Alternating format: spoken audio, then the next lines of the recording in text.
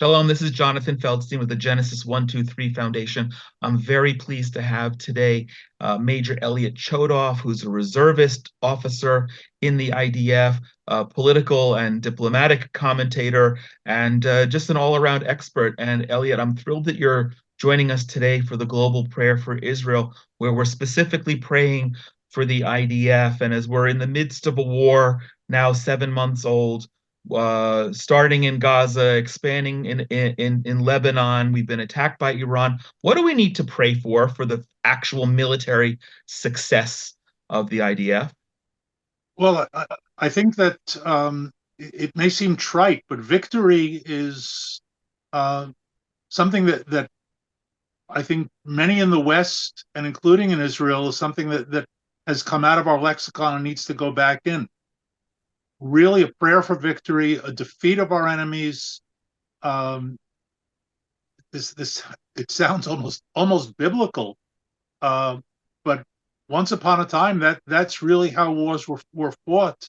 Instead of leaving, as we have in the past decade or so, decade plus, leaving Hamas and Hezbollah and our enemies in the field at the end of operations. So I would start with victory. Right behind that, or along with it, at the minimum cost to us that you can. Anybody who's familiar with warfare, and I am, knows that there's no such thing as no cost warfare.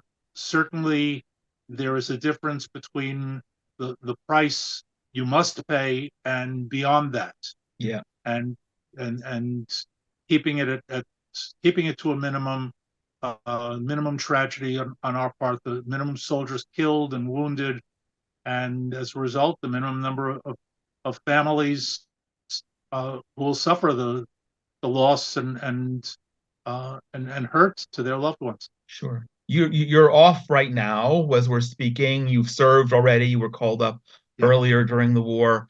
You know you're interacting with soldiers. You live in the north of Israel.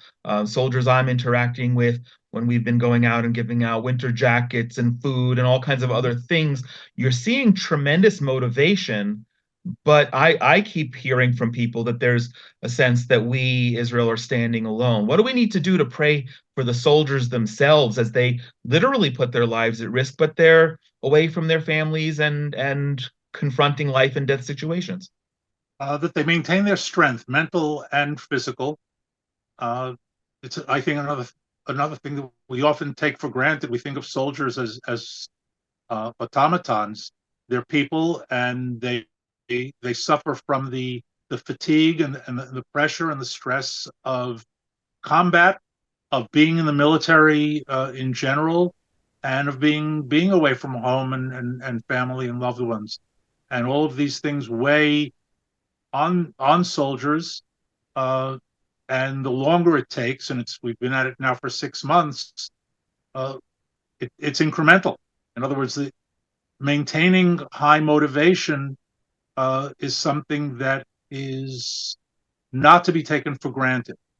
So I would say again, their physical and mental well-being beyond the what I talked about earlier, the cost of war, of combat itself, but the negative effects of being in a war and in the military, not necessarily specifically in combat.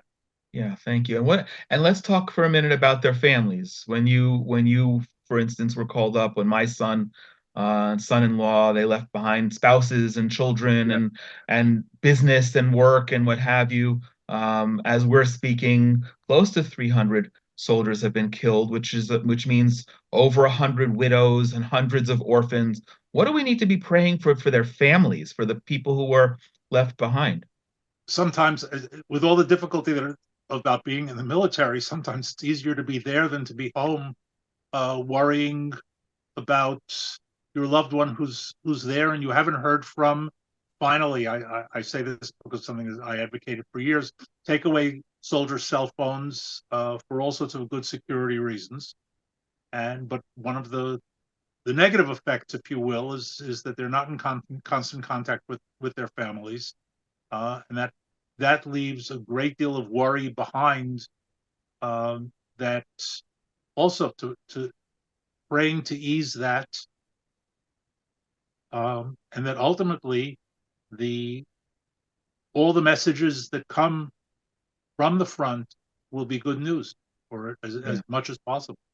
excellent. Thank you. Elliot, before we finish, anything we didn't cover that you're No, speaking now to thousands of people, Jews and Christians all over the world. What else do we need to know?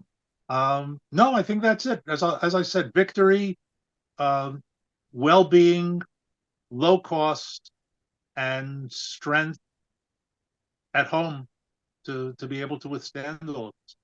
Awesome. Elliot, Major Elliot Chodoff, thank you for taking time for your insight today and for helping us focus our prayers.